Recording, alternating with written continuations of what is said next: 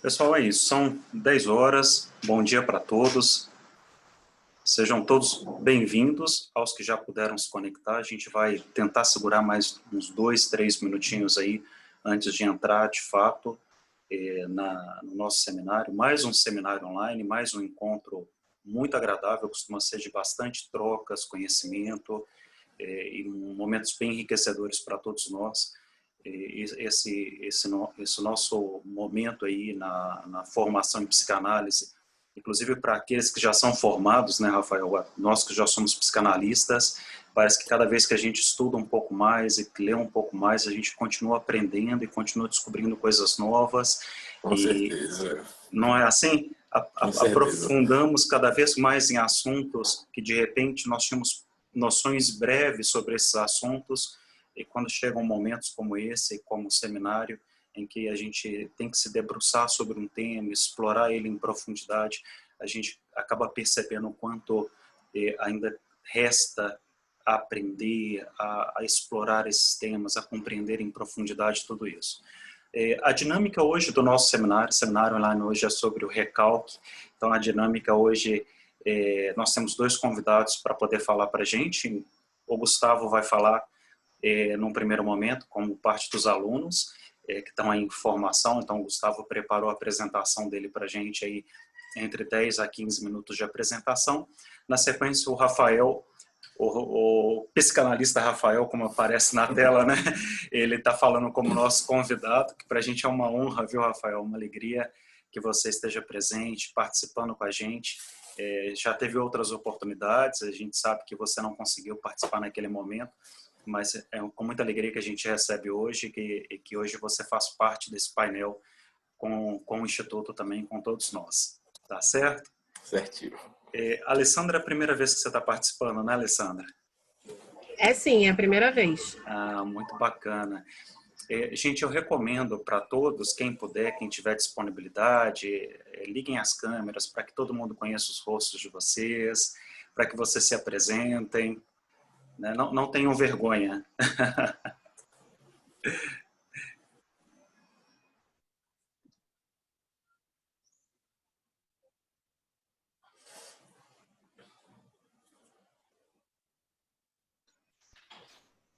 Rafael Carneiro. Como é que está, Rafael? Muito estudo esses últimos meses, Rafael? Estou finalizando a faculdade, né? Estágio e tudo mais, está naquela época de correria. Você comentou. Bom, mas daqui a pouco essa correria calma e aí você retoma com aquele fôlego que você já sempre teve desde o início, né? Com os estudos aí na área. E vai se preparando aí para mais algumas exposições para frente. Eu acho que o próximo ano promete. Nós temos vários desafios, temas interessantes por vir. Um deles, eu até comentei ontem com o Gustavo, falei, Gustavo, debruçando um pouco sobre o seminário de hoje, sobre o tema do recalque, eu acabei me deparando com um dos casos clínicos do Freud, que é o Scriber, né? Alguma coisa assim, não sei nem como é que é a pronúncia correta, se é alemão, se é inglês, que nome é esse, mas de qualquer forma, um caso tão interessante que eu falei, gente, é digno de trazer um caso desse especificamente para um dos nossos seminários. É bem recomendável. Silvia está conectada com a gente. Seja bem-vinda, Silvia.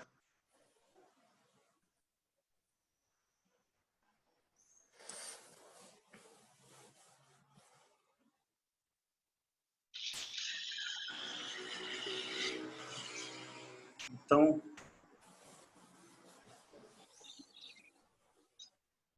mais um minutinho, a gente já pode dar início, viu, Gustavo? Podemos dar início à sua apresentação.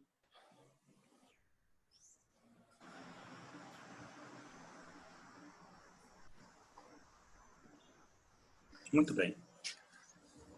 Dada a largada, mais um seminário online, então. Pessoal, vamos dar as palavras, a honra para o Gustavo hoje.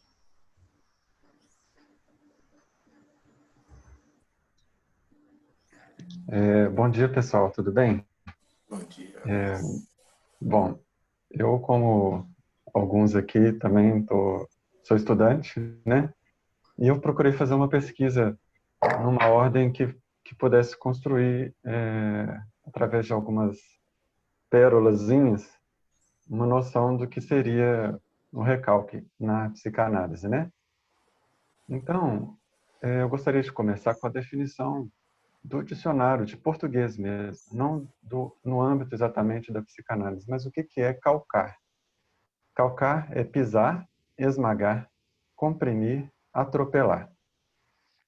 Por consequência, recalcar é calcar muitas vezes, repisar, não deixar manifestar, refrear e reprimir.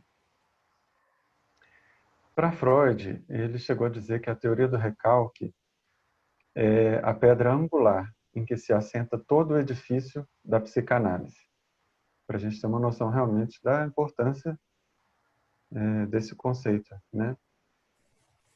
Ainda sobre o termo recalque, ele não foi usado nesse contexto pela primeira vez pelo Freud. Ele já era utilizado por um filósofo chamado Herbart, que faleceu em 1841, e que aparentemente o Freud teve contato com as ideias dele, né? Para esse filósofo, a mente funcionava com base em representações, ideias, imagens, e essas representações podem entrar em conflito umas com as outras e permanecer de forma latente no domínio do inconsciente. Isso, então, antes do Freud já tinha essa noção através desse filósofo.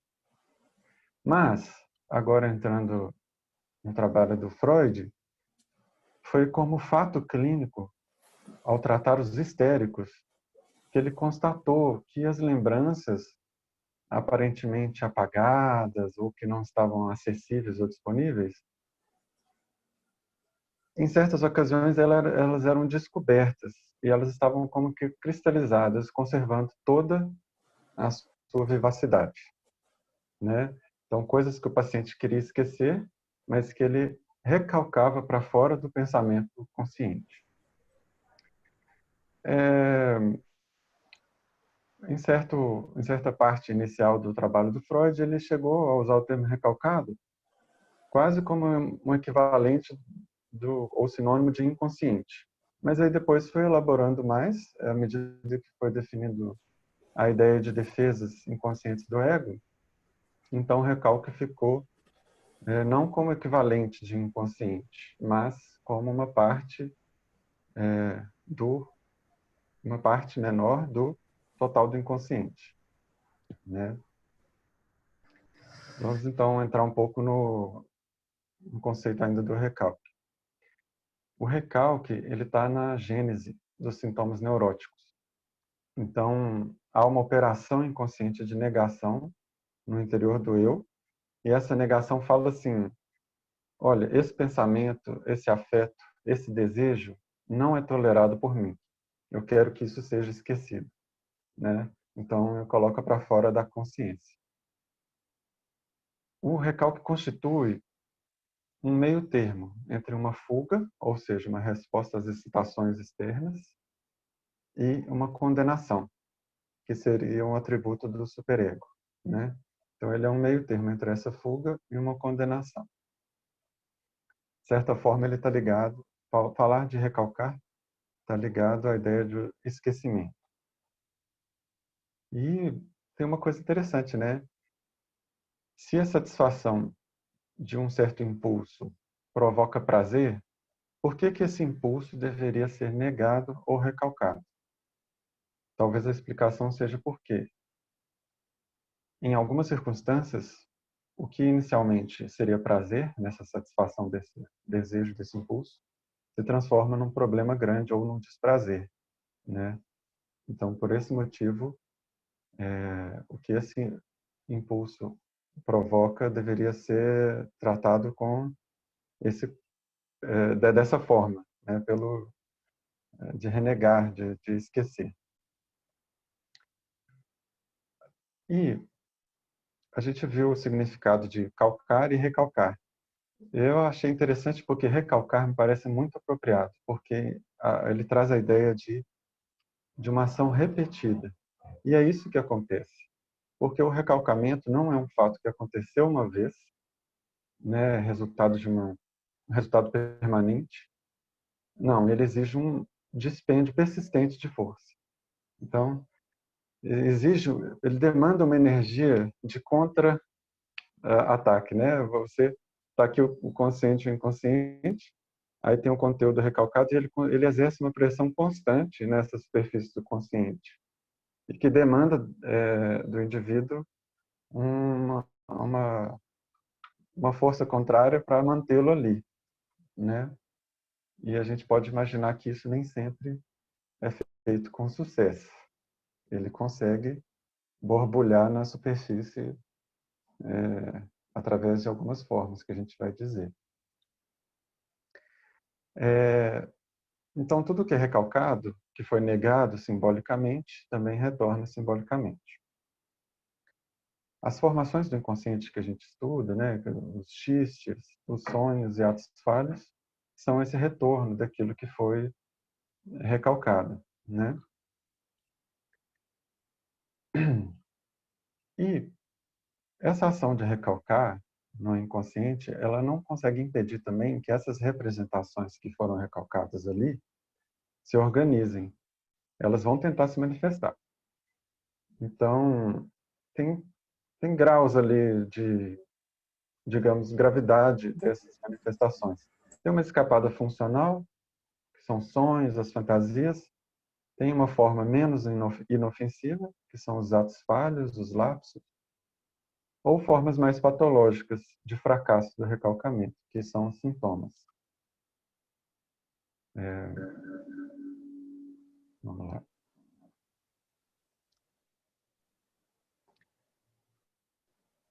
Então, assim, o sujeito ele não tem muito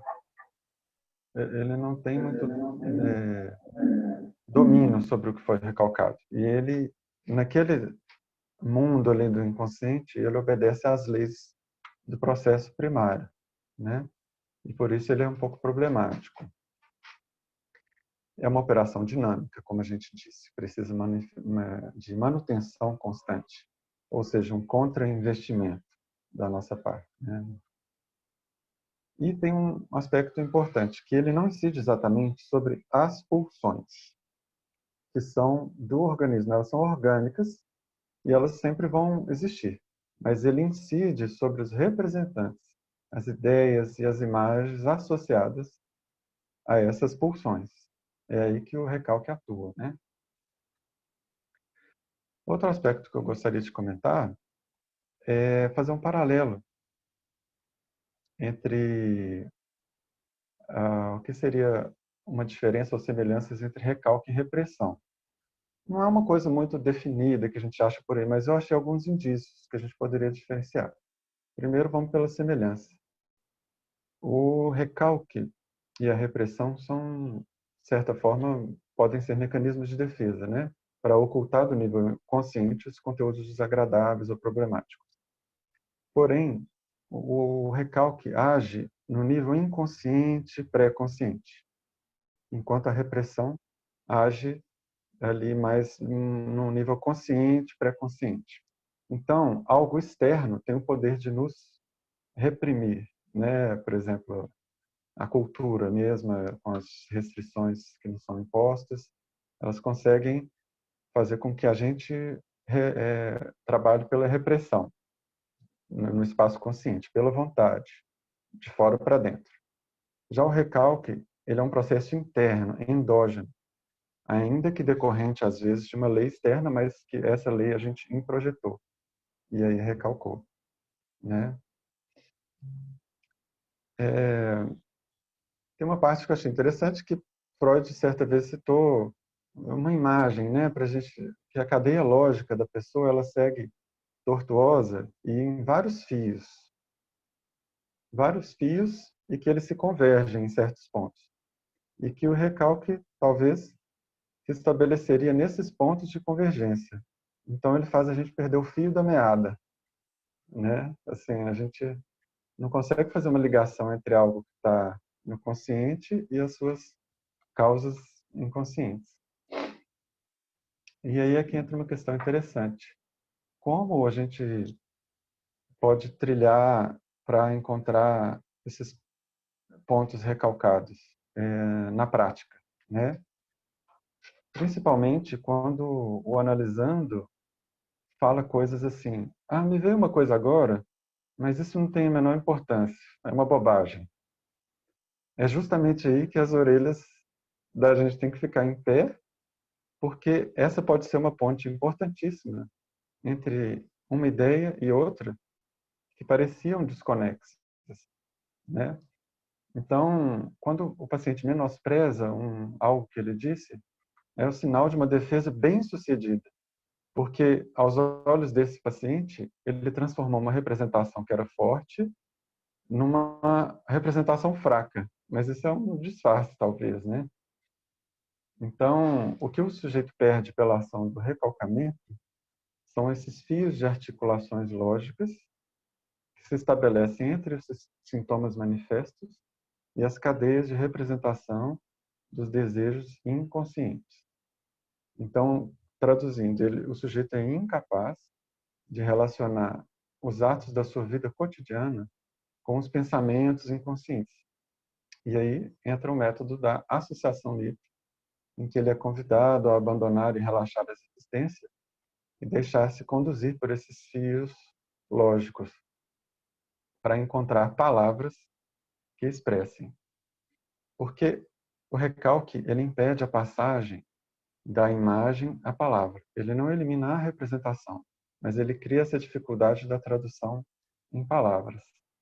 Então, para finalizar, eu estou colando aqui porque são muitos conceitos, mas no inconsciente subsistem as representações da coisa sem a representação da palavra correspondente.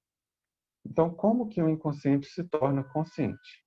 O Freud vai responder: o que o recalque recusa as representações inconscientes é a sua tradução em palavras.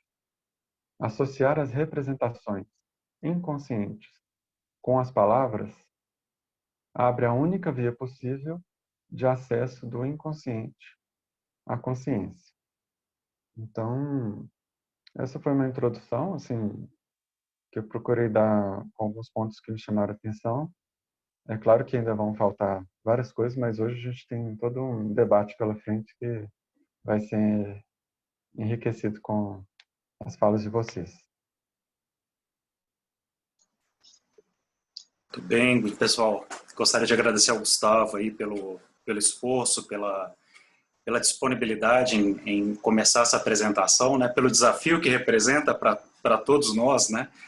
Principalmente quando nós estamos aí em formação, sei para nós que já atuamos na área, alguns conceitos parecem bem complexos, o próprio conceito de recalque para nós psicanalistas tem sido um conceito bem ambíguo, porque tem essa dificuldade de diferenciá-lo de fato entre mecanismo de defesa, entre algum tipo de fixação, e a gente acaba se deparando aí com essa dificuldade, inclusive dentro da própria obra freudiana, de trazer uma tradução bem clara sobre o recalque.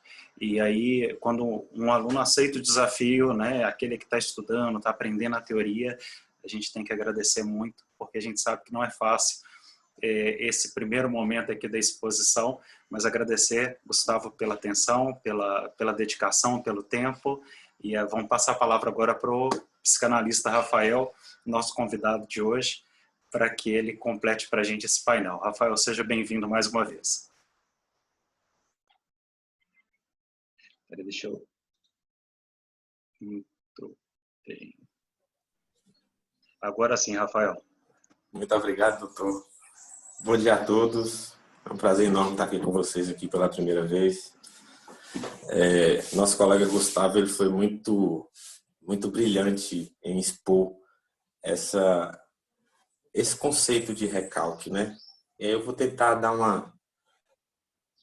falar um pouquinho mais sobre ele aqui para vocês. O recalque, inicialmente surgiu como uma resposta ao fenômeno das resistências e das neuroses de transferência, né? Que seria a neurose obsessiva, a histérica e a neurose de angústia ou neurose de convergência, de conversão. que foi na época que ele estava elaborando sua teoria do trauma, onde aqueles traumas vivenciados na infância se iriam manter no inconsciente durante toda a vida lá, né? E assim como o colega Gustavo falou, o recalque ele surgiu como um destino da pulsão, como um dos destinos da pulsão. Normalmente essa pulsão, que ela aparece basicamente como ela se manifesta como um desejo, na maioria das vezes, e aí muitas das vezes a gente não aceita, né? Esse desejo que surge, a gente pega e reprime e recalca. E Freud, no livro que inicialmente é dito como Introdução ao Narcisismo, lá tem um texto que foi chamado de Repressão, que é onde ele começa a estruturar um pouco sobre esse conceito de recalque. E num texto antes, que é Os Destinos da Pulsão, ele começa a falar um pouquinho, né, sobre essa dinâmica, sobre como isso funciona. E ele afirma nesse primeiro texto dos Destinos da Pulsão que um dos destinos que uma emoção pulsional pode sofrer é encontrar uma forma de resistência, que a gente tende a fazer ela se tornar inoperante. Ou seja, há casos onde o próprio aparelho psíquico lançará mão de mecanismos de defesa com o objetivo de neutralizar uma determinada emoção pulsional. Freud dividiu esse conceito de recalque, ele dividiu em 3 fases, em 3 etapas, sendo ele o recalque originário, ou recalque primário, o recalque secundário, ou recalque propriamente dito, e o mais interessante da teoria, que é o retorno do recalcado. Esse recalque originário, ele ocorre naquele período onde o sujeito ainda não entrou na linguagem, no mundo da linguagem. Então, as coisas vivenciadas, experienciadas por esse bebê, né, ainda não está possível de ter uma significação. Se a gente ainda não pode dar nome a algo, então, obviamente, a gente não pode dar um sentido, né, um significado para eles. E aí, só para dar um exemplo de como funciona esse recalque primário, num caso de Freud chamado Homem dos Lobos, que é das obras onde ele fala muito sobre esse conceito de recalque, ele conta um caso onde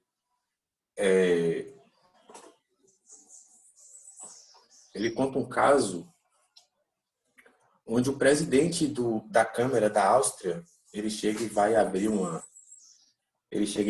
sessão, e ele chega e vai abrir a sessão e ele fala, não, a sessão está fechada. Ou seja, algo que ele não queria fazer, mas ele deveria fazer por obrigação, por responsabilidade e tudo mais. Ele simplesmente, através de um ato falho, ele começa a falar sobre isso, né? Ele chega e fala que está fechada ao invés de falar aberta. E assim, esse recalque originário, ele serve meio como uma matriz que ela vai dar uma estrutura para a formação do inconsciente. Ou seja, nesse período onde as coisas são impossíveis de ter um significado, nosso inconsciente ele grava imagens, várias fotos, né, que a gente não tem um significado, mas está lá. E ele vai dar uma estrutura para que o recalque propriamente dito, que é já essa parte posterior de quando a gente já tem nosso sistema consciente, pré-consciente e consciente formado, que a gente pode aceitar, rejeitar ou não, né? Esse desejo, essa manifestação da pulsão que está aparecendo. E o mais interessante é o retorno do recalcado. O que seria esse retorno do recalcado? Como o colega Gustavo falou mais cedo, a pulsão ela sempre quer voltar à superfície. E aí um exemplo que a gente pode dar, a gente pega um pedacinho de isopor e tentar manter ele submerso na água. A gente precisa colocar uma pressão, uma força para que ele se mantenha lá. A partir do momento que a gente tira essa força, ele retorna à superfície. E esse retorno do recalcado, ele basicamente está em todo o material de investigação para nós psicanalistas. Uma das primeiras falas do colega Gustavo, ele falou que a teoria do recalque é a pedra angular, né? Ele é essencial para toda a teoria freudiana. E aí por quê? Aí ele falou dos xistes, falou dos atos falhos, falou dos sintomas da associação livre. E aí Freud, durante todo o seu trabalho, em cada obra, ele vai destrinchando e elaborando cada vez mais sobre esse conceito de recalque. E o que é interessante é que, assim, a gente começa, como hoje a gente está aqui falando sobre recalque, vira e mexe a gente se depara com outros termos dentro da teoria psicanalítica e que a gente acaba estudando um montante, né, como um todo. E aí eu vou deixar aqui para vocês aqui alguns exemplos de como funciona esse recalque através desses objetos, né, que surgem.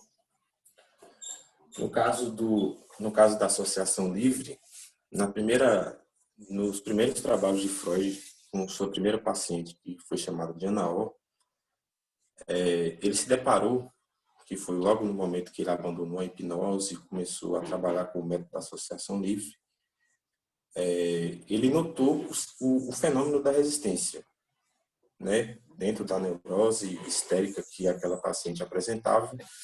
Mesmo sob a hipnose, ela resistia em falar sobre aquilo.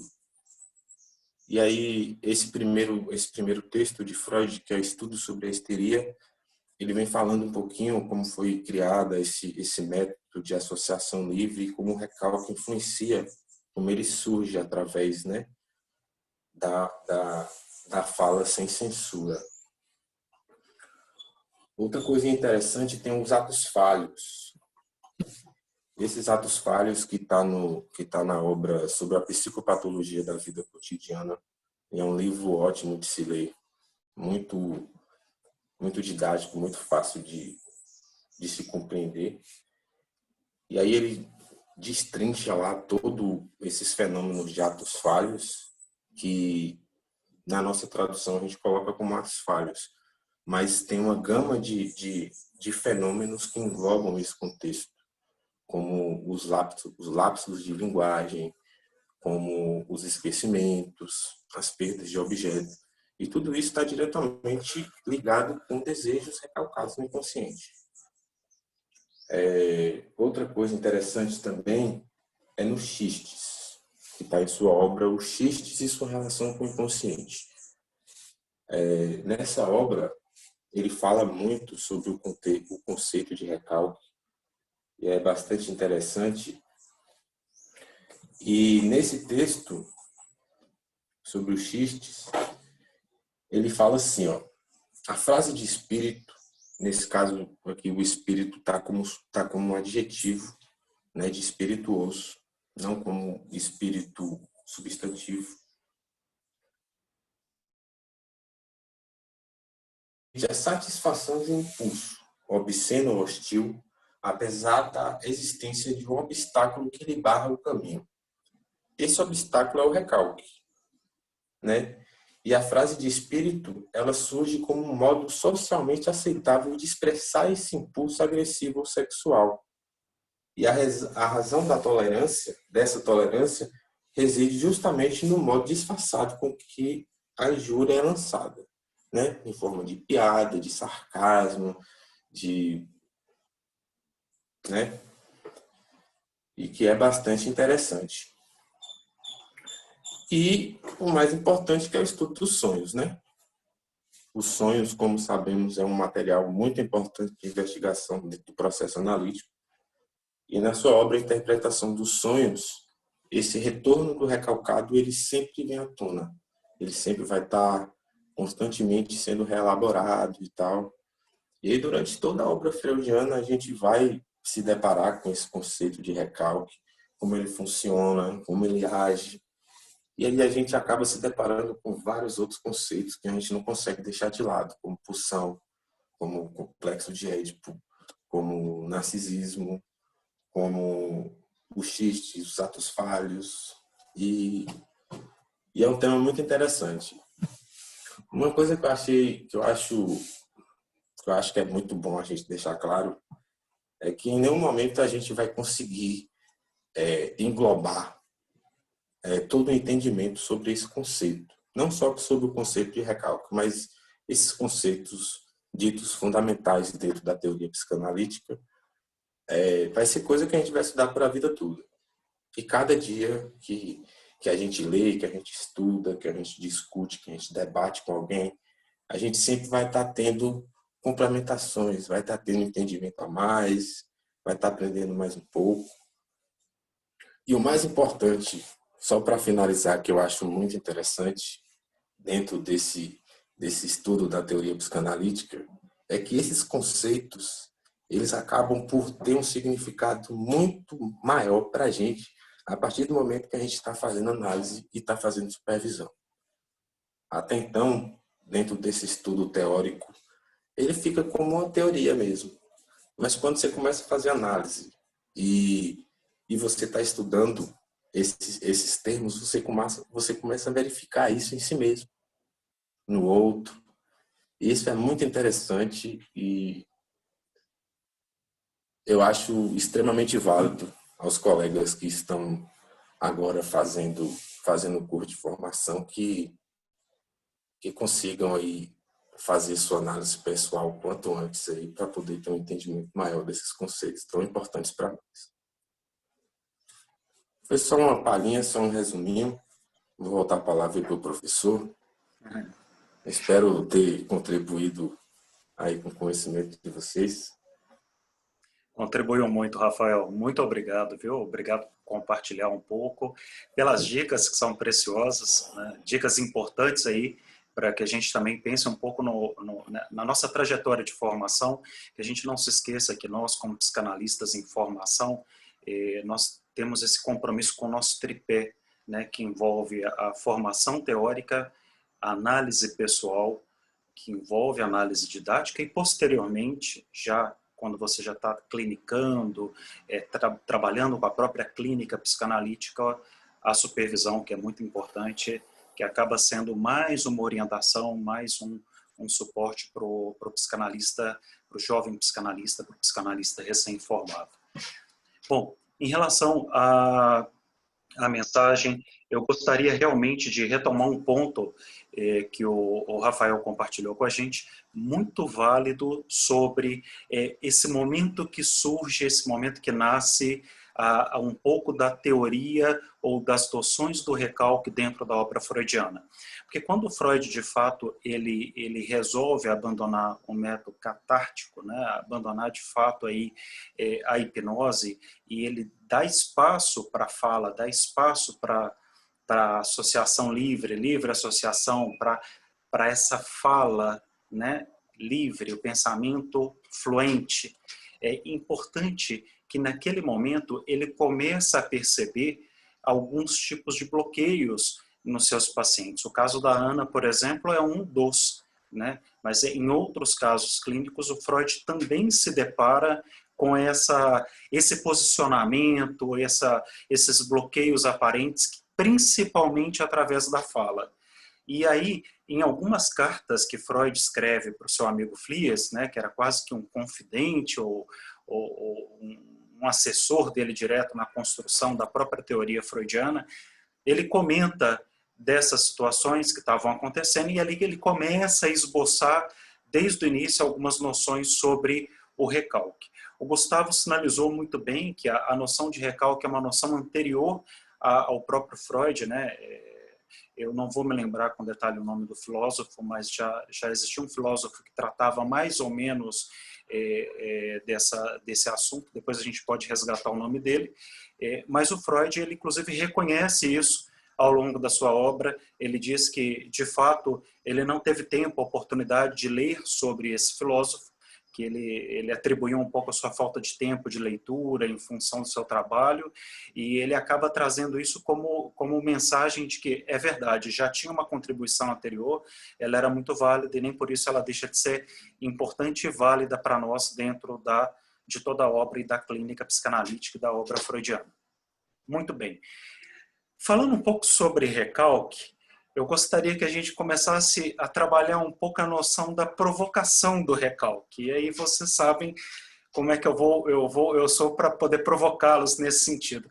Me lembrei aí de algumas expressões, né, que nós temos no nosso dia a dia aqui no Brasil, que então faz parte meio de um jargão brasileiro, da forma de falar dos brasileiros, que diz, fulana é só recalcada, né?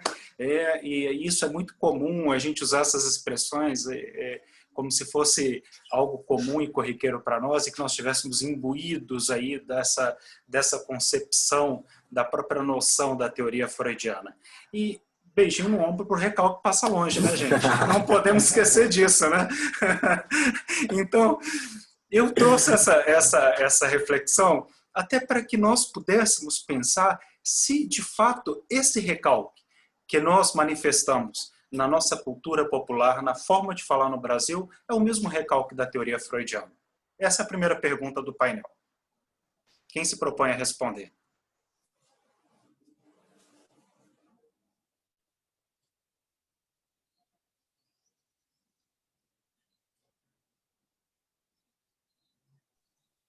Bom, eu não elaborei muito isso ainda não, mas a sensação que eu tenho aqui nas músicas, nos funks da Valesca Popozuda, é que o recalque é mais ou menos sinônimo ali naquele contexto de inveja, né? De invejosa, recalcada, invejosa está atacando porque na verdade ela tem algo ali que ela não reconhece, né? Em si, aquele desejo de destruir a outra. Eu não sei, mas a impressão que eu tenho é que no contexto dessas músicas ou da fala cotidiana tem mais a ver com a inveja, né?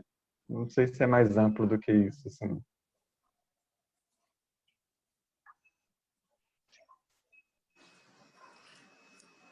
Eu concordo contigo, Gustavo. Caminha, transita mais nesse sentido, e eu trouxe essa provocação exatamente para que nós pudéssemos refletir sobre algo importante em torno do recalque.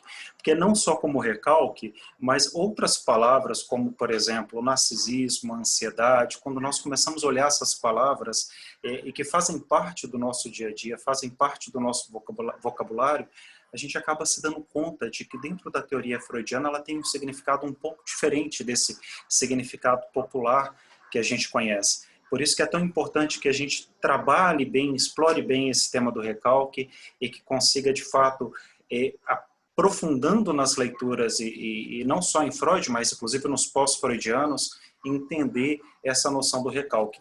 Interessante que Ana Freud, ela traz lá no Ego e os Mecanismos de Defesa, vários exemplos de mecanismos de defesa e talvez nesse momento Freud acaba manifestando de uma forma bem interessante o seu posicionamento de dizer, realmente o recalque pode até ser um tipo de mecanismos de defesa e parece que existem outros tantos mecanismos. E ali ele se dá conta que talvez o recalque seja algo muito mais profundo do que necessariamente os mecanismos de defesa, embora eles se confundam bastante nesse sentido.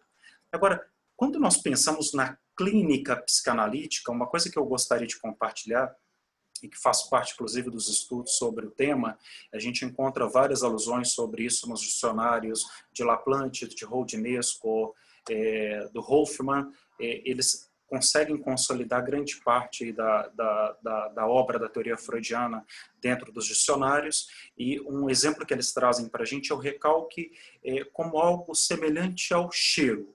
Então, por exemplo, quando eu tenho a percepção de um cheiro que é um pouco fétido e que me dá aquela sensação de asco, algo que dá vontade de me distanciar, de afastar de mim, esse cheiro seria semelhante ao recalque. Quando nós estamos recalcando algo, nós não estamos recalcando o cheiro, mas a lembrança que nós temos do cheiro. Esse seria um primeiro ponto. E tem muito a ver com o que o Gustavo falou das representações. A gente não recalca as pulsões, mas essas representações das pulsões. E o cheiro seria nesse sentido. Então, algo recalcado seria semelhante a esse cheiro fétido, essa lembrança que a gente tem de algo que não é agradável, que traz uma sensação de desconforto, de incômodo, de desprazer.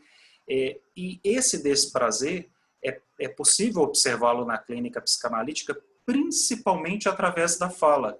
Quando você encontra, por exemplo, um paciente numa situação traumática, ou que viveu um trauma recente, ou tem um trauma anterior, como situações de violência doméstica, abuso sexual, etc., esses pacientes têm muita dificuldade de falar sobre o que aconteceu. Eles têm muita dificuldade de traduzir em palavras aquela vivência, aquele trauma experimentado e que acabou ficando recalcado ali no seu inconsciente, ou mesmo no pré-consciente, no consciente. Esse é um outro ponto que eu gostaria de chamar a atenção, porque nós sempre temos essa ideia de que o recalque está só no inconsciente. O Gustavo trouxe uma explicação bem plausível de que, semelhante a esses galhos da árvore, né, eles acabam convergindo, todos eles, num único tronco, numa única base.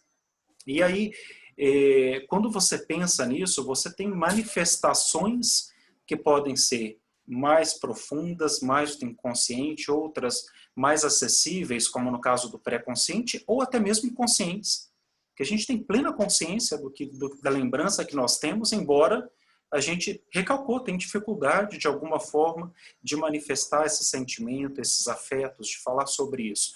Esse é um outro ponto importante. Gostaria de trazer mais uma última reflexão, mas eu gostaria muito de ouvi-los, ouvir a opinião de vocês, todos vocês, inclusive Silvia e Alessandra, que estão aí participando com a gente também pela primeira vez. Lembram do desenho Divertidamente? Alguém lembra ali das ilhas do Divertidamente? A Ilha da Alegria, a Ilha da Família, a Ilha da Palhaçada, dos xixes.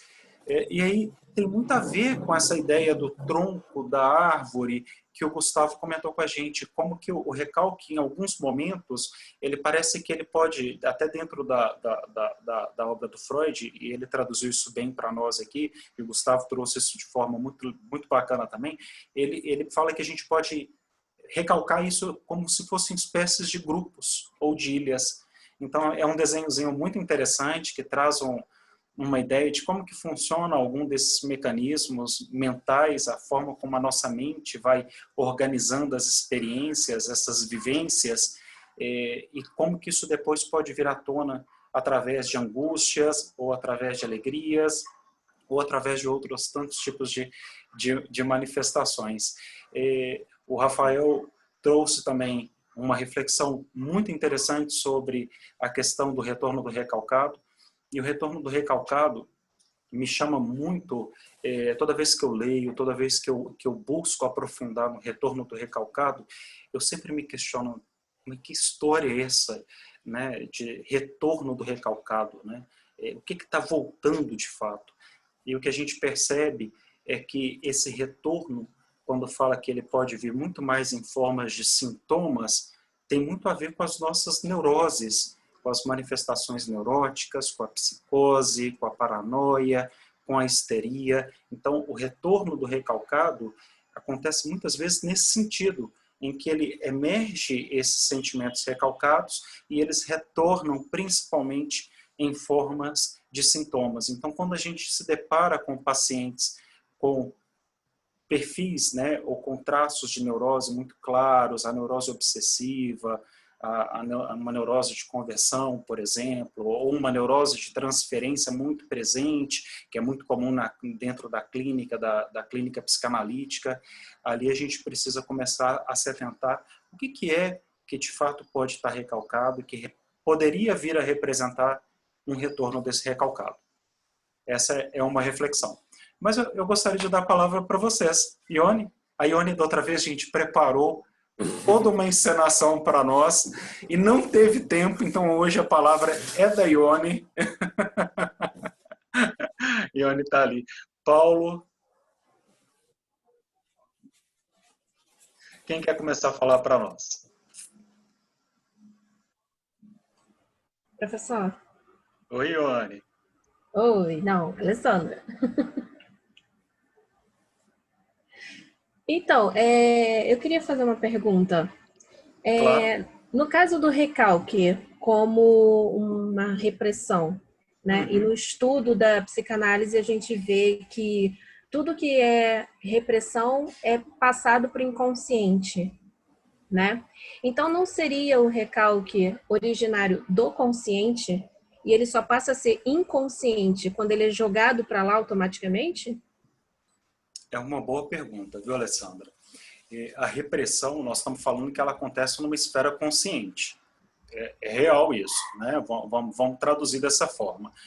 Toda vez que eu leio um pouco mais sobre o recalque originário, eu tenho a sensação de que o recalque originário remonta principalmente às fases do desenvolvimento psicossexuais. São aquelas fases iniciais em que você ainda não tem uma noção muito clara do que está sendo recalcado, quais Uhum. são essas representações que acontecem ali no dia a dia, essas castrações, porque Freud, de alguma forma, ele acaba articulando essa noção do recalque originário com a própria teoria de Piana. Então, ele faz uma ponte entre esse recalque originário com a ideia do complexo de Édipo.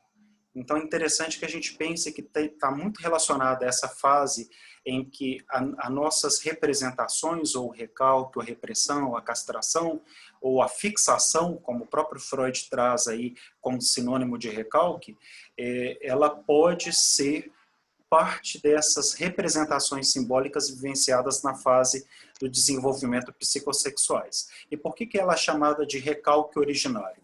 Porque nós não temos consciência de que elas existem, né? Mas elas existem porque elas fazem parte de um registro lá dos primeiros contatos ou experimentações biopsicossociais que nós tivemos, né? Então, tanto do lado biológico, social, psicológico, cultural. E aí essas representações ou essas experimentações, vivências, elas representariam o que nós chamamos de recalque originário. Elas acabam fundando essa matriz que depois, num futuro, né, ou quando você já está em uma outra fase, na fase jovem, adulto, e por aí vai, né, quase como nós, assim, na terceira idade já, brincadeira à parte, esse recalque originário serviria como uma espécie de imã. Então, Freud ele traduz da seguinte forma, que ainda não fica muito claro, inclusive para o próprio Freud, se haveriam pressões do nosso superego, né, dessa noção de moralidade, de ética. Então, se haveria algumas pressões no sentido de reprimir algumas coisas, de recalcar algumas coisas, algumas vivências que não foram muito agradáveis e que, de qualquer forma, a gente precisa recalcar por uma questão que o superego vai ali meio que norteando as nossas ações, as ações do ego, do consciente, correto? E, por outro lado, ele traduz que poderia também haver uma espécie de imã do próprio inconsciente, desse recalque originário, que acaba buscando, atraindo um pouco essas representações do inconsciente para que elas voltem a ser recalcadas. E aí, talvez ele busque ali dar um pouco sentido para esse recalque originário. É claro que eu até retomando um pouco a tua palavra, eu vi, Alessandra, eu também tenho a sensação de que quando nós falamos em esferas psíquicas, nós estamos falando do inconsciente, do pré-consciente, do consciente, do superego. Bom, a gente pode até fazer um mix entre as tópicas de Freud para poder falar de esferas. Eu tenho a sensação de que, de fato, parte dessas experiências não agradáveis, não desejáveis, do consciente, a gente acaba transferindo para o inconsciente ou para o pré-consciente para que a gente lide melhor com elas, para que elas não nos provoquem mais sofrimento ou mais essa sensação de desprazer. Porque, afinal de contas, o id, a busca do id, é a busca do prazer, da satisfação. Não é isso que nós estudamos? O id está sempre nessa busca da satisfação, que é exatamente o princípio do prazer. Então, a gente precisa, talvez, ponderar se nesse momento esse recalque está relacionado a esse princípio do prazer ou o princípio do desprazer, da dor, né? Ou pulsão de vida, pulsão de morte, traduzindo em outras palavras, que podem, de alguma forma, estar trabalhando para que algumas dessas experiências conscientes fiquem reprimidas e recalcadas. É interessante o tema. Gente, falar em palavras, quando vocês adentram um pouco no estudo do recalque, em alguns outros idiomas, não se fala em recalque, se fala em repressão, de fato. Né? Se traduzem de outras formas. Então, é muito bom quando a gente estiver estudando as obras de Freud ou outros teóricos, que a gente sempre busque lembrar que existe também uma questão cultural que tem a ver com a nossa linguagem, com o idioma, e a palavra que mais representa ou que mais se aproximou da tentativa de representar aquela noção que foi de fato abordada por Freud dentro das suas obras. Eu não sei se respondeu, Alessandra. Não, respondeu sim, ficou bem claro, inclusive essa questão do recalque primário, né?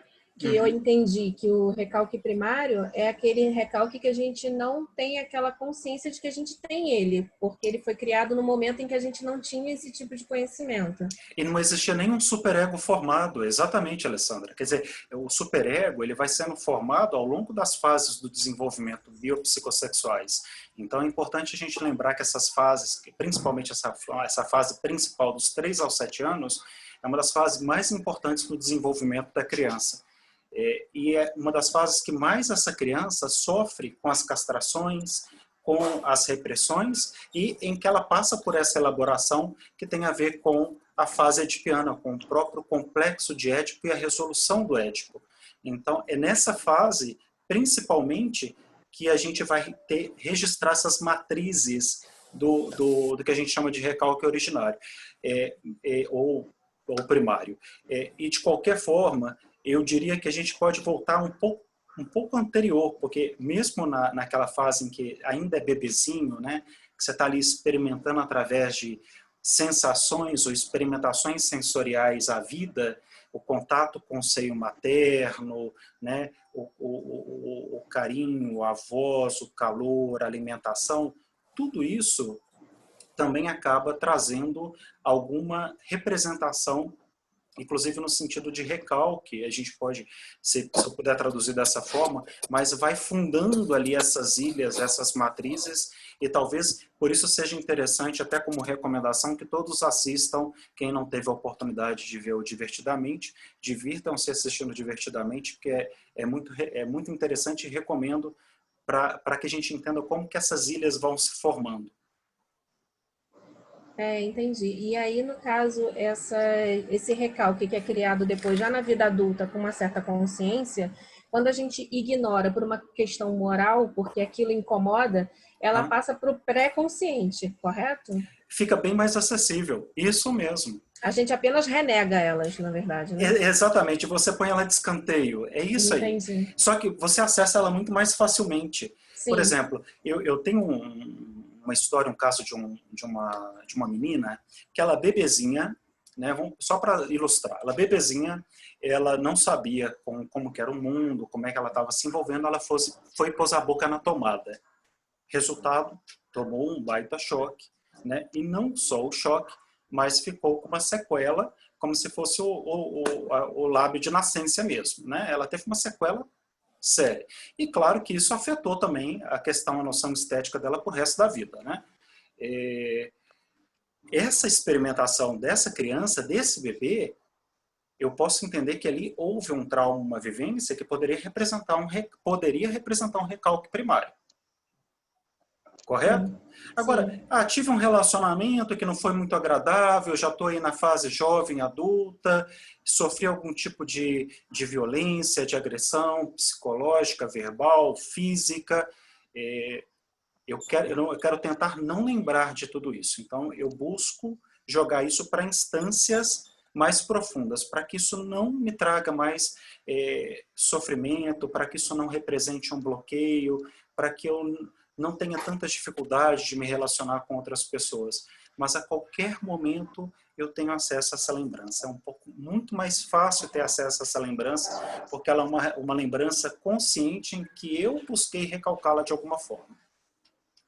Entendi. Então, quando ele fala dessa resistência, eu acredito que essa resistência ela venha mais desses recalques que são criados na fase adulta e que são reprimidos porque nós queremos, porque moralmente ele não nos agrada, do que daqueles que são os primordiais, que nós não temos noção que eles existem. Exatamente. E uma outra coisa que você falou, que é muito certa, Alessandra, essa noção do superego é uma noção interessante, porque o superego, como ele dita as normas, as questões morais, a noção de moralidade, também é uma noção cultural. O nosso superego ele é formado por uma noção cultural. Às vezes aquilo que para nós aqui, dentro da nossa sociedade brasileira, não é ético, em outras sociedades é ético, está tudo bem, é aceitável. Então, a gente também trabalha com essa noção da ética e da moralidade, ou essa formação do superego, que tem muito a ver com a nossa noção cultural, com a própria diversidade cultural. E quando você traz isso, é interessante, porque, por exemplo, como que a religião, vou dar um exemplo, como que a religião, ela afeta essa noção do que deve ou não ser recalcado. Por exemplo, se você tem uma fé, uma religião, em que fala, olha, você ter determinadas atitudes não é correta, né? Olha, você desejar, que pode acontecer, né? Você desejar a mulher do próximo, isso é pecado, você vai para o inferno. É mais ou menos o discurso das religiões transita nesse sentido. Eu não vou entrar em religiões, eu acho que não é pauta do nosso debate aqui, mas o próprio Freud, ele traz que quando a gente começa a clinicar e trabalha com qualquer paciente dentro da clínica, é muito válido que a gente conheça esse paciente, que saiba qual que é a formação desse paciente, qual que é o grau de intelectualidade do paciente, quais são os preceitos ou os valores religiosos e morais desse paciente, porque isso tudo afeta muito essa noção de como ele lida com a vida e a forma como ele também recalca ou experimenta algumas vivências da vida. Então, isso é bem interessante quando você fala sobre o superego por conta disso, Alessandro. Trazendo isso para um aspecto bem mais prático, né? Quer dizer, uma pessoa talvez que não acredite em nada, ela talvez algumas questões tem muito mais dificuldade de serem recalcadas, ele vai evitar recalcar algumas coisas porque ele não entende que aquilo, por exemplo, seja uma questão moral, ética que ele precisa se envergonhar ou que traz algum tipo de desconforto, algum tipo de sofrimento e por isso ele não quer lembrar. Isso que o senhor falou é bem interessante, que eu até ouso dizer que depois da questão da sexualidade, eu acredito que a questão da crença e da religião é aquela que mais causa recalque no ser humano. Muito, Alessandra. Eu gostaria de compartilhar com vocês um caso clínico, já que o professor Gil acabou até de entrar e daqui a pouco ele fala para nós. O professor Gil sempre traz casos clínicos e eu tive um caso clínico não muito distante, um caso até bem recente, de um paciente que trouxe para a clínica um desconforto em que ele disse: estou oprimido, me sinto recalcado. Ele falou, não consigo expressar o que eu sinto com espontaneidade, com leveza, com tranquilidade, porque qualquer coisa que eu falo, qualquer manifestação que eu utilize em termos de pensamentos, de ideologia, eu sou considerado fascista. Ele me disse assim. Ele tinha muita dificuldade durante o atendimento clínico de contar o que estava acontecendo, de contar de fato quais eram suas ideologias. Eu deixei muito claro para ele que, como terapeuta, eu não estava ali para fazer juízos de valores, nem ideológicos, né? Mas para ouvi-lo, para entender esse lugar desse desconforto, desse sentimento que ele trazia para dentro do ambiente clínico, buscando a ajuda de alguma forma, buscando sair dessa depressão que ele começou a entrar, mas ele retrata que dentro das vivências e das experiências atuais dele, ele se sente oprimido, que ele sente que houve uma inversão de valores, uma divisão ideológica principalmente no nosso país em termos de política, e que isso tem representado para ele um processo de empobrecimento afetivo, empobrecimento das relações familiares e das relações sociais, e que por conta disso ele tem entrado num processo de depressão, que ele está sentindo que cada dia que passa ele não tem motivação, não tem vontade de conversar, não tem vontade de falar com as pessoas, e que toda vez que ele encontra alguém e que começa qualquer assunto, não importa qual seja, a sensação dele é de muito desânimo, de muita apatia, porque ele fala, eu sinto que quando aparece que o conflito vai emergir, eu desisto. Eu não quero lutar, eu não quero discutir, eu não quero conflitar com as pessoas. Então, olha para vocês verem como que um caso comum, né, um caso bem contemporâneo, retrata, independente de questões ideológicas, porque isso não está em questão aqui, questões políticas, nem mesmo religiosas, como eu citei para vocês, independente de qualquer mensagem como essa, como que situações como essa, a pessoa começa a colocar ali instâncias mais profundas, vai recalcando, e aí tem o retorno do recalcado.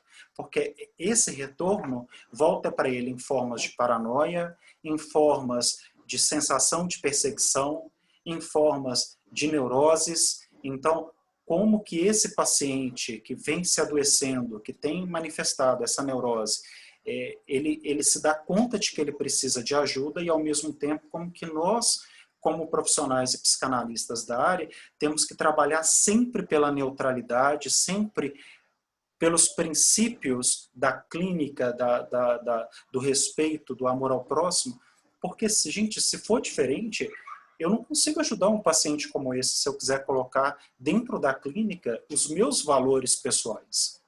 Então, naquele momento, você tem que fazer um exercício de buscar neutralidade, porque o que está em questão ali não somos nós, não somos nós que estamos em análise, mas a outra pessoa que está em análise. E para analisar o outro, é necessário entrar numa posição análoga do investigador para poder investigar o inconsciente desse paciente e entender o que está acontecendo e que está provocando nele essa série de sintomas, independente do discurso, independente da fala. E em alguns momentos ele me disse, mesmo você sendo terapeuta, eu estou muito preocupado, como se eu estivesse pisando em ovos, porque eu tenho medo do que eu vou dizer. Eu tenho medo do que você vai pensar sobre mim. Então, olha que interessante como que isso ilustra para nós uma situação que a Alessandra comentou, que é consciente, que existe um processo consciente, mas que vai afetando instâncias mais profundas desse paciente e que pode vir de encontro com outras ilhas desse paciente, como as ilhas que nós comentamos anteriormente, e com isso trazer esses efeitos da melancolia, da depressão, da angústia que essa pessoa vive frente a situações de conflito. Um fato adicional para esse caso clínico é um paciente que sempre teve problema com relações, com comunicação, e que, inclusive, desde criança, um dos sintomas que enfrentou foi a gagueira. Então, mais um exemplo. Palavra de vocês, gente. Hoje eu estou muito falador.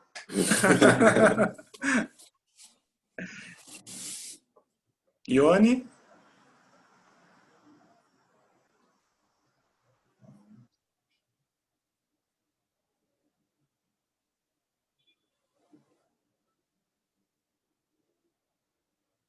Tá me ouvindo? Oi. Oi, tá me ouvindo? Vocês estão me ouvindo? Agora Sim. estamos. Ah, legal. Olá a todos. Professor, na verdade, eu ia fazer uma pergunta, mas o senhor já respondeu, né? Que, na verdade, é um tema novo, né? Para a gente que está chegando, aluna, assim, eu não tinha só realmente, popularmente, né? Beijinho no ombro, né? Você é uma recalcada, né? Esses, né? Né, de forma contrária o que a psicanálise realmente entende que seja o recalque que eu aprendi agora.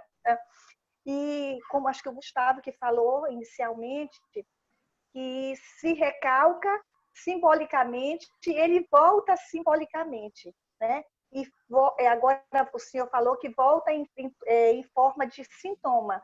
Mas esse sintoma, ele é real. A pessoa está realmente, ela se sente doente. Para isso, ela vai ao psiquiatra, e o psiquiatra, por exemplo, se está num quadro de depressão, ele vai receitar um antidepressivo. E aí ele diz assim, olha, procure uma terapia, aí os dois, né? Aliada à terapia e o remédio, né?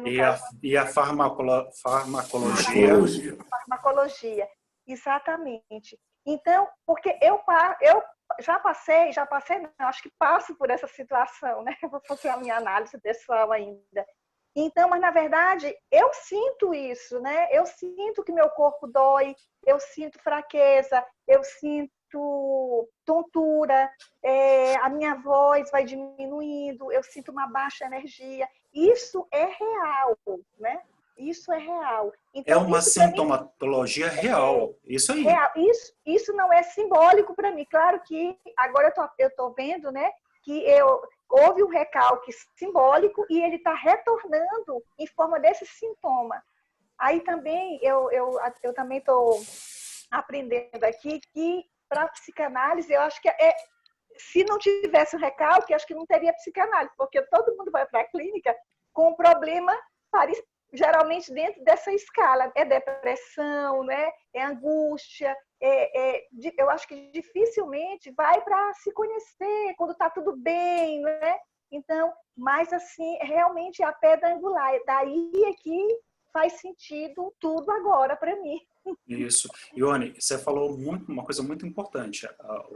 O objeto de trabalho, né, de investigação da psicanálise é o inconsciente. Então, é por isso que o recalque ao corpo aí é uma das pedras angulares da psicanálise. Porque quando você está em busca de investigar, de fazer esse mergulho no inconsciente do outro, de espelhar o inconsciente do outro na linguagem de Lacan, né, o que nós estamos fazendo é exatamente o que você falou, trabalhando uma dessas pedras.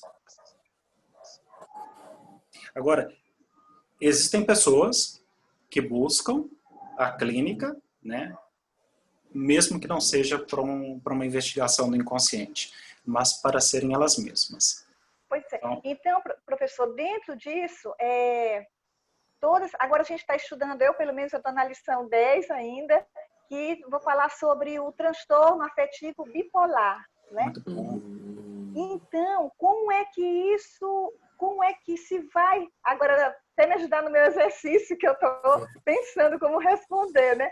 Como é que se vai trabalhar isso na clínica? Porque ele já vem geralmente com esse diagnóstico, olha, tem o transtorno, a família, na verdade, vem acompanhada, dizendo que tem o transtorno bipolar. Como é que a gente vai trabalhar isso na clínica? Porque eu entendi que a psicanálise, ela não vai... como se ela não é que ela não quisesse saber, ela respeita esse diagnóstico, mas não é o foco dela. Ela realmente vai investigar esse inconsciente, né? Isso você acabou de falar ainda agora. Então, como é que se vai trabalhar essa pessoa que chega no transtorno bipolar, maníaco, sei lá, e depressão, né? Nessa esfera bem aí, transitando para outra, como é que se vai trabalhar esse... Porque foi tudo recalcado, me parece, né? Ione, existem várias considerações que a gente pode fazer em torno desse assunto, né? O primeiro é o papel que você disse realmente da psicanálise como terapia. Nós somos terapeutas, né? Nós estamos entre os terapeutas, isso é importante a gente enfatizar sempre. O caso clínico que eu citei, o paciente vem encaminhado por um psiquiatra, significa que independente da medicação que esses pacientes estão tomando, os próprios psiquiatras entendem que esses pacientes estão precisando mais de uma análise, de uma terapia, né, e que a medicação é um suporte. Em relação ao transtorno bipolar, você traz uma questão muito delicada, porque cada caso clínico, você tem que se debruçar sobre esse caso clínico para entender qual a origem desse transtorno, né? Por mais que exista um diagnóstico da psiquiatria, e esses diagnósticos eles são muito mais em termos de sintomatologia, você só vai saber de fato se isso é um transtorno bipolar ou não ao longo do atendimento clínico desse paciente. E não vai ser, e eu te digo com toda clareza, em uma sessão. eu me lembro, muito importante, gente, o Freud, ele tinha uma prática interessante. Os pacientes, quando começavam a clinicar com Freud, ele dizia que esses pacientes, durante os primeiros processos da clínica, eles estavam ali no que a gente chama de entrevista inicial.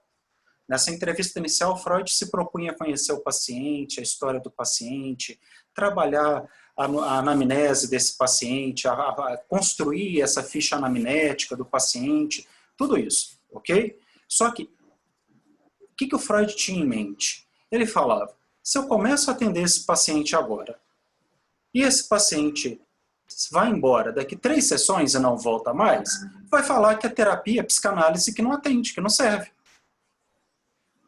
Então, eles sempre tinham cuidado de, não que isso seja uma via de regra, né, que a gente tem que seguir assim fielmente, de segurar o paciente durante algumas sessões nesse processo de entrevista inicial, até porque alguns pós-freudianos falam que desde a primeira entrevista esse paciente ele já está em análise e que cada sessão é uma análise original.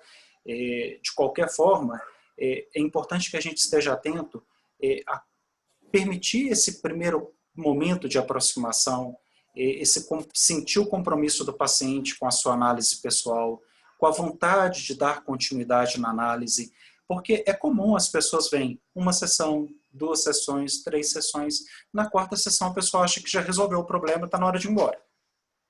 E aí a única coisa que ela fez, ela foi desabafar, foi quase como um confessionário. Teve valor? Teve, mas foi quase como um confessionário. Eles chegam lá, desabafam para nós, tudo aquilo que está incomodando, mas a investigação do inconsciente, o entendimento do que está acontecendo, né, ou aprofundar de fato no que está acontecendo, de fato acaba não sucedendo ao longo desse processo tão curto. Quando você citou, Ione, a forma de trabalhar com o paciente bipolar, particularmente como psicanalista, eu debruçaria sobre o caso clínico. Um segundo momento é entender qual é a origem dessas alternâncias de humor ou de personalidades que tem a ver com o comportamento bipolar. Porque isso pode ter uma origem numa depressão, pode ser um processo de dissociação, ou pode ser um processo realmente que se acerca aí a algum tipo de delírio, quase como um processo psicótico. O caso que o Rafael citou para a gente do Homem dos Lobos, num dado momento, o Homem dos Lobos, ele sente que ele se transforma numa mulher e que ele tinha que salvar o mundo. Ele tinha que redimir o mundo, ele estava ali para salvar o mundo. É um caso interessantíssimo, gente. Ele abandonou todos os sintomas dele, menos o que ele se transformou numa mulher. Então, isso para vocês verem como que essa questão também do transtorno bipolar, ele pode ter um processo que tem um pouco com uma aproximação também com a psicose, mesmo que seja uma psicose leve, um processo leve, né? Um distanciamento da realidade. Ok? Ok. Professor Gil, não te ouvimos ainda.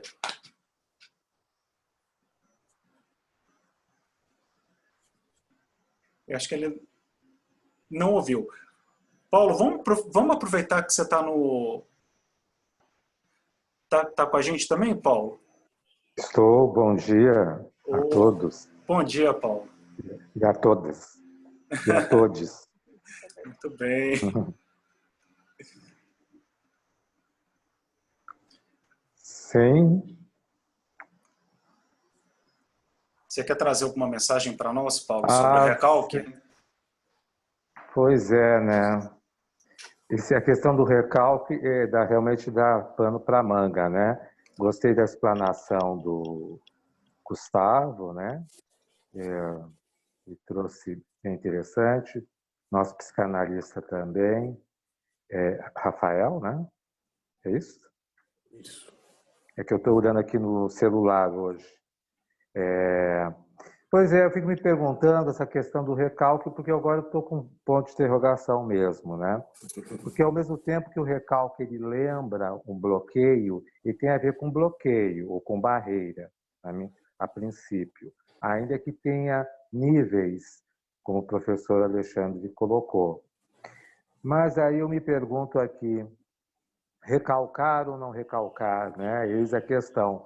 Mas até que ponto esse recalcar, em que momento esse recalcar, ele é oriundo de uma decisão, de uma tomada de decisão, né, de consciência, e até que ponto esse recalcar é também de uma maneira espontânea, inconsciente, e até que ponto esse processo de recalque me parece, assim, eu gostaria de saber, tentar saber se o recalque ele é sempre uma mesma estrutura ou essa estrutura de recalque ela varia de acordo com cada contexto, com cada momento, e se for o caso de um transtorno bipolar ou qualquer outro tipo de transtorno, de um simples questão de humor, ou também como no nosso dia a dia, né? Nosso dia a dia é oscilante, ninguém é feliz todo dia, ninguém é infeliz todos os dias, mas esses recalques, eles são bons, por um lado, são positivos, mas também talvez recalque demais seja ruim, a tal ponto de, numa sessão, não se conseguir falar tudo, né? Ou nem se querer falar, né? Porque, pô, por que eu vou estar relembrando coisas tão sofridas, né? Tão amargas, etc. e tal. E aí eu me pergunto também se o mesmo processo do recalque não existe também nos momentos felizes. O recalque só existe para os momentos ruins, para aquilo que foi de infelicidade, ou ele existe também em relação àqueles momentos felizes, né? Éramos felizes e não sabíamos e tal, antes da pandemia. Como é que é isso? Professor Rafael, quer responder a pergunta para nós? Pois é, né?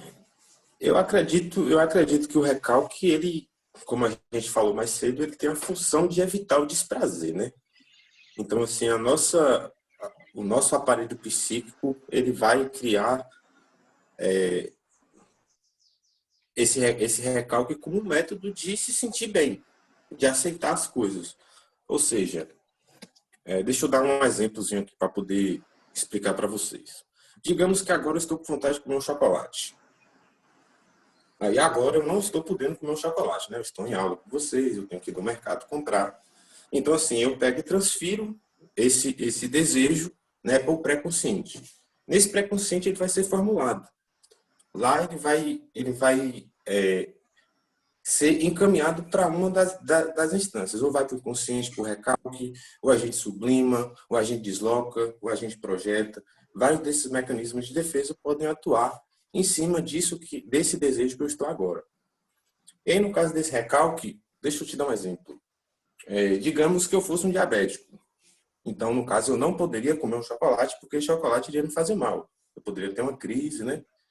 Então, assim, quando ele é jogado para o inconsciente, automaticamente o meu inconsciente fala assim, ó, você não pode comer esse chocolate, porque senão você vai ter uma crise, né? Então, a gente recalca esse desejo, que provavelmente, que no caso, ele vai retornar, né? Vai vir no sonho, tá sonhando com chocolate, vou trocar as palavras na hora, um exemplo, vou falar de um café, vou falar o nome do chocolate, como ato falho. E aí é mais ou menos assim que eu acho que funciona.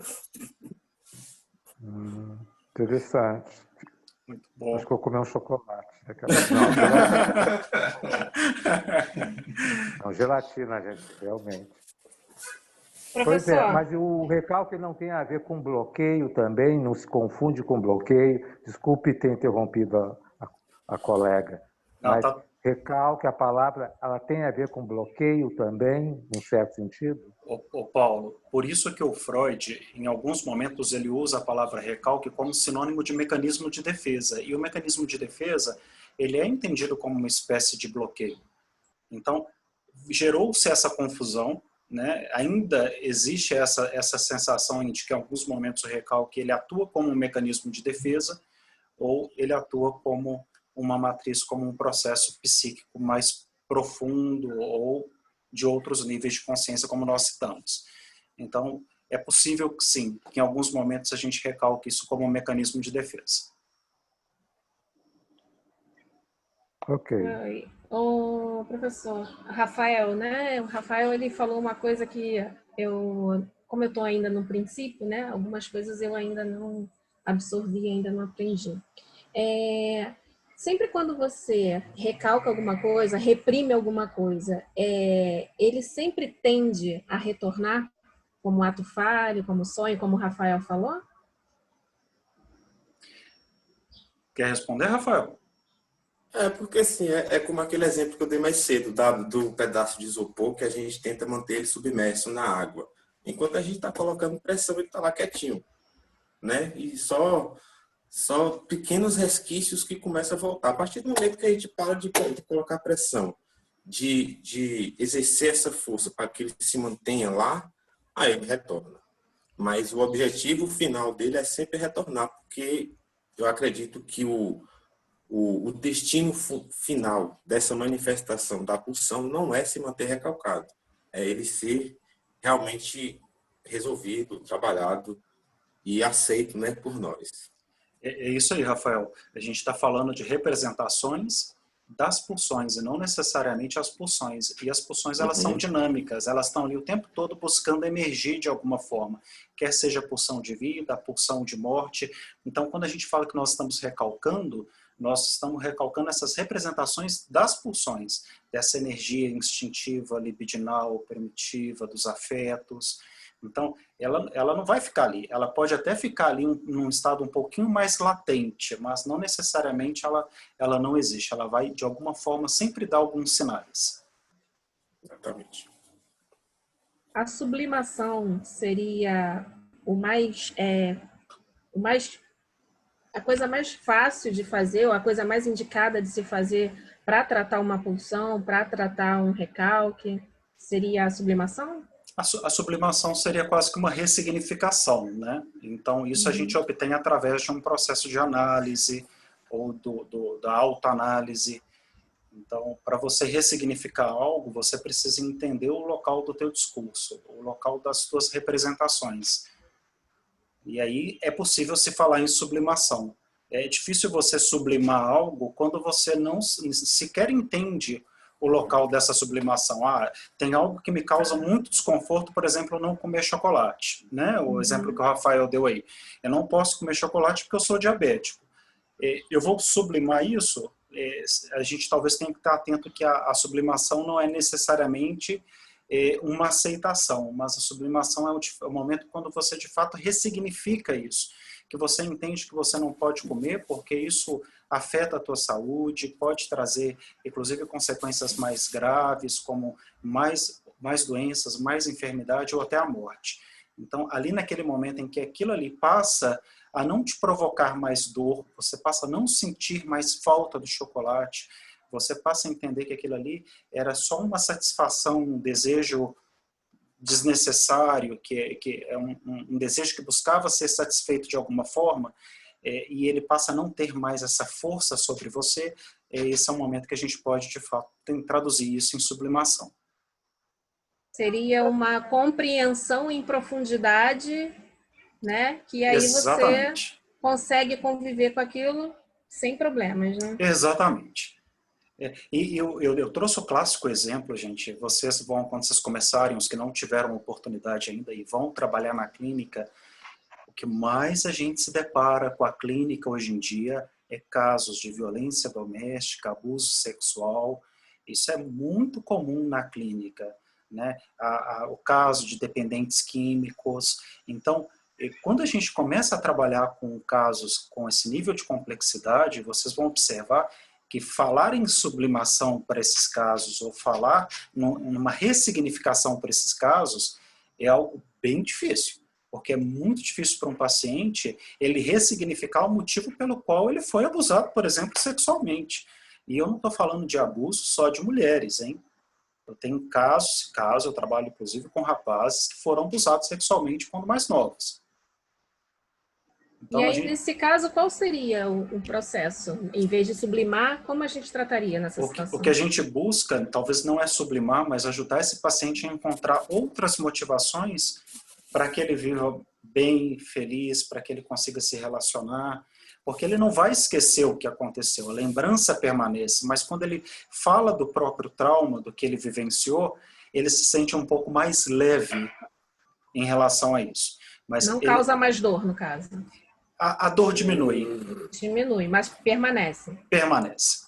Ela não continua redimensionada, porque o que acaba acontecendo, o id, como ele tem essa coisa de que ele não tem limite, algumas noções e sensações e desejos, eles chegam para a gente meio que desproporcionais, fora da realidade. Então, quando ele começa a colocar isso em instâncias mais conscientes, em que o consciente começa a trabalhar isso, essa proporção, ou essa dimensão da dor, ela diminui. E aí ele passa a conviver melhor com tudo isso. Entendi. Obrigada, professor. Só para poder dar um exemplo, tem um documentário que é chamado O Encontro com Lacan. E nesse documentário, uma das pacientes de Lacan, né, ela vivenciou o Holocausto, ela foi uma prisioneira de guerra e tal.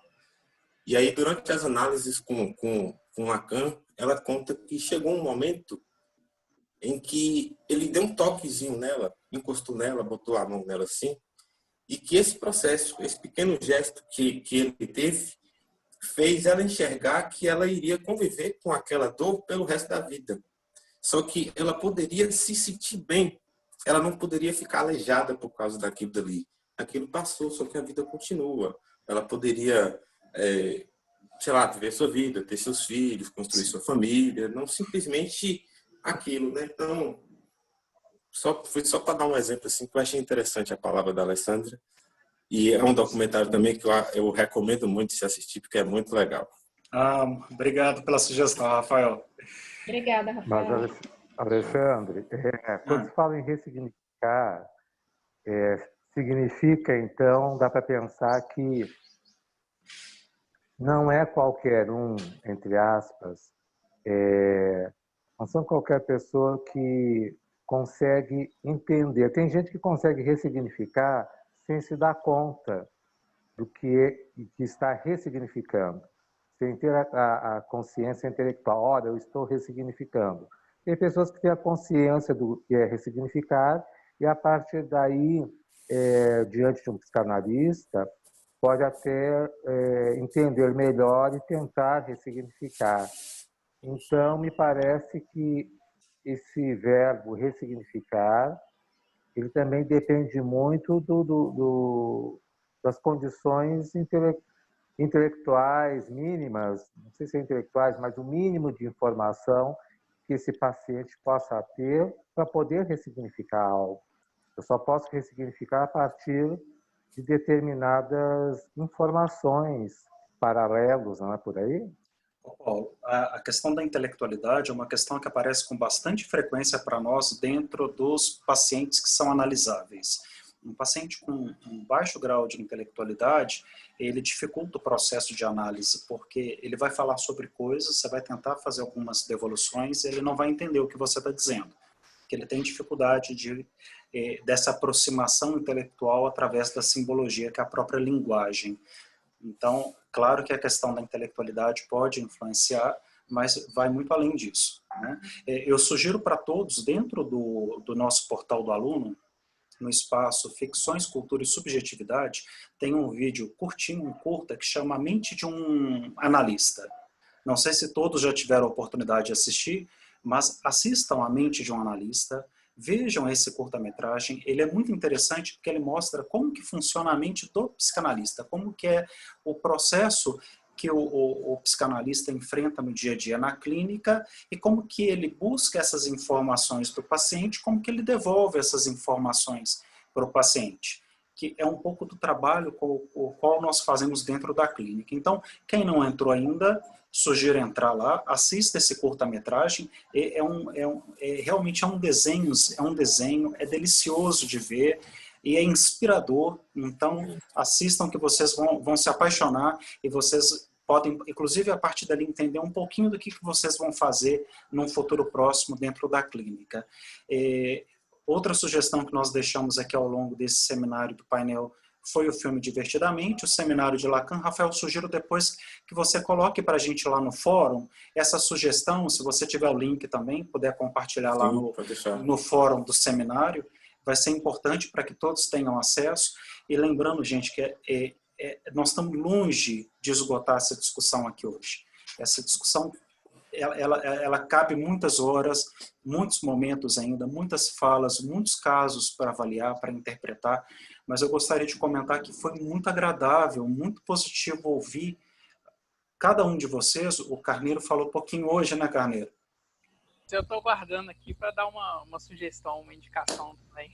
Ah, então vamos te ouvir. Nós somos... Hoje o negócio estava fluindo, não quis interromper, mas lá no início falamos sobre a questão dos filósofos e esses termos, né? O próprio termo recalcado, ele não é um termo novo, mas mesmo não utilizando esse termo, né? Tem dois filósofos que eu gostaria de destacar que nessa época que viveu Freud, né? A gente é sempre produto do meio, pelo menos parcialmente, né? Uhum. Mas dois filósofos que eram muito importantes ali para o meio intelectual da cultura alemã na época, né? Era Schopenhauer e Kierkegaard. E esses dois, o Schopenhauer vai falar muito do conceito de vontade, e aí muito desse conceito de vontade é aproveitado por Freud na questão do inconsciente e do recalque. Uhum. Não são usados os mesmos termos, né? Mas dali várias coisas que eu acho que são importantes para a gente entrar um pouco mais na mente de Freud, o que ele estava explorando e querendo dizer com essas questões. E é exatamente a ele que Freud presta reverência, viu, Rafael? Sim. E a Kierkegaard, acho que Lacan vai falar um pouco mais sobre Kierkegaard, mas é interessante porque ele explora muito a questão da angústia, né? E aí a gente acaba entrando nessas questões também, né? Com uma linguagem um pouco diferente, mas é a linguagem que vai muito influenciar ali o pensamento alemão e, por consequência, Freud, né? E aí a indicação que eu ia fazer é que esses filósofos têm obras extensas e muitas vezes difíceis, né? Mas para a gente entrar um pouquinho no pensamento, eu não sou nenhum especialista nos dois também, mas entrar um pouquinho nesse pensamento, tem uma série de livros que chama Filosofia em 90 Minutos. São livros curtinhos, com bons resumos do pensamento desses filósofos. E, se eu não me engano, do Schopenhauer eu tenho certeza que tem. Do Kierkegaard eu não tenho certeza absoluta, mas vale a pena olhar, porque a maioria desses tem. Então é uma indicação que eu deixo aí de leitura, que são livros curtos e que já ajudam muito a gente a entrar na cabeça dos conceitos principais. Rafael, o Carneiro, a mesma coisa, a mesma sugestão. Se você puder colocar para a gente depois lá no fórum, ou a recomendação, ou se tiver algum link, alguma coisa para compartilhar, seria muito bem-vindo. Vou dar uma olhada. Professor, eu queria fazer uma pergunta. Claro. Rapidinho. Na verdade, é uma pergunta. Será que o analista, vocês que já estão na clínica, né, há muito tempo, vocês se policiam? Eu estou recalcando, recalca menos, né? Será que tem esse controle? Vocês têm esse controle?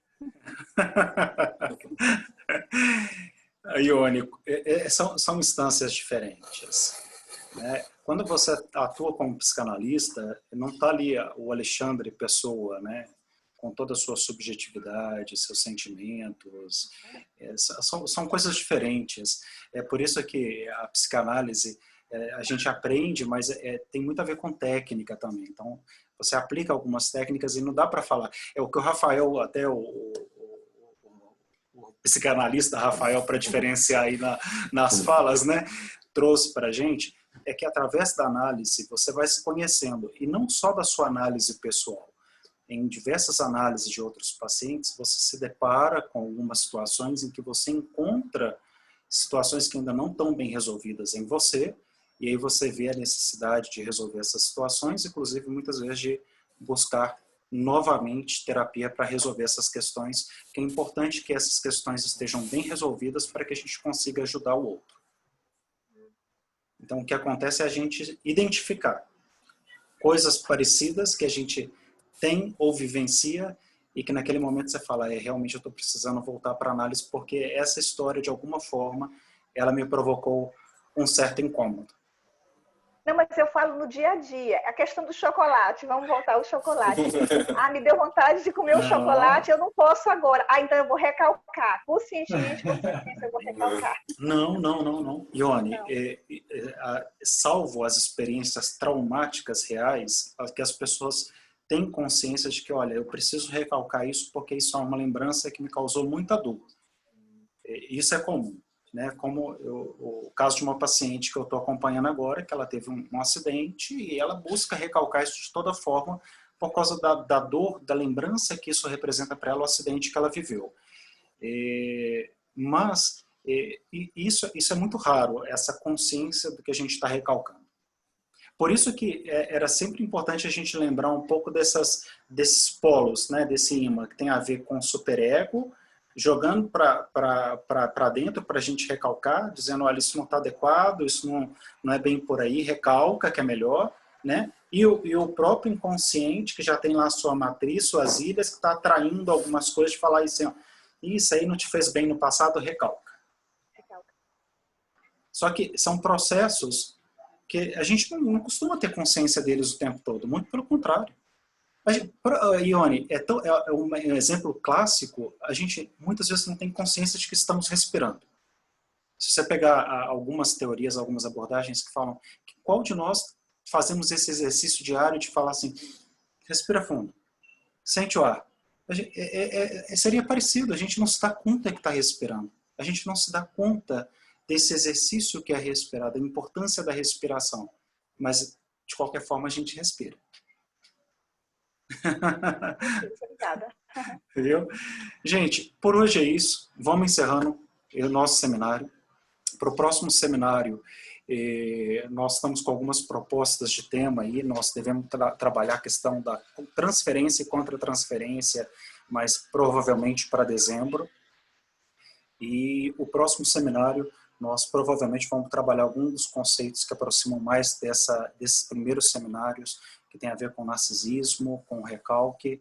Eu ainda estou em discussão para ver qual que seria o mais adequado. Eu compartilho com vocês em breve. Eu só sei que o tema de dezembro já está definido, que já é um passo mais adiante, em que a gente vai falar de transferências e contra-transferências, mas provavelmente, se a minha ideia estiver certa, no próximo seminário a gente vai falar sobre neuroses. Tá certo?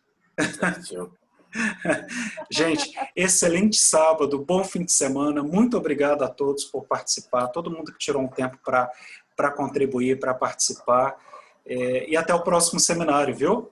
Um abraço para todos. Obrigada a todos. Até mais. Tchau, tchau. Boa tarde. Tchau.